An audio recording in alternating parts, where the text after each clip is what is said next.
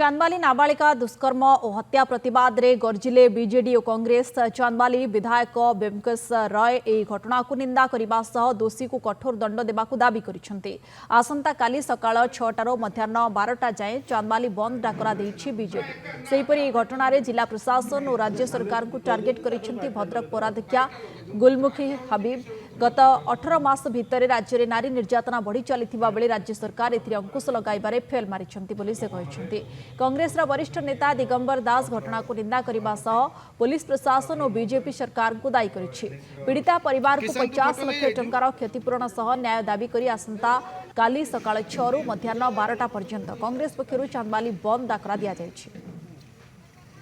चांदबाली रे जो लज्जाजनक परिस्थिति सृष्टि होईछि गोटे निरीह नाबालिका स्कूल छात्री को दिव्यांग छात्री को जो भली भाव ताकू रेप करा जायछि एवं विभत्स भाव मर्डर करा जायछि ताकू आमे दृढ़ भाव निंदा करूछु।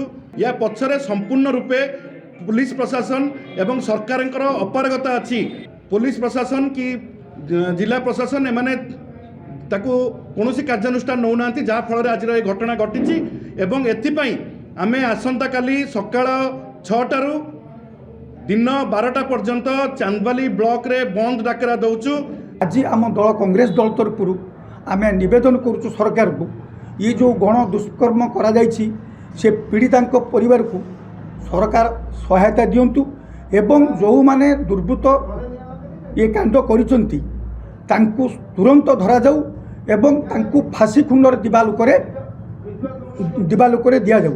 पुलिस स्टेशन 500 मीटर दूरर माने गोटे झील को गण बलात्कार करके दुष्कर्म करके तो मारी केते जघन्य कांड ये कौन कर प्रशासन ये सरकार कौन कर ये माने डबल इंजिन सरकार कौन कर ये भली एक जघन्य हत्या तांको कठोर कठोर दंड दिया जाऊ एवं से ताको फांसी दंड दिया जाऊ एवं से झील को केमिति ताको न्याय पाइब 50 लाख ताको आमे दाबी करछु से झील परिवार को दिया जाऊ। जते बड़े नवीन पट्टनायक सर थिले आपण जानी थिबे जे महिला मानकू एवं झील मानकू आग को नबा पई सशक्त करे पई बहुत पदक्षेप निया जायतिला किंतु आज झील माने असुरक्षित महिला माने असुरक्षित एबे माने पेरेंट्स माने झील को बाहर को छाड़िया पई मध्य भयभीत हेलाणी।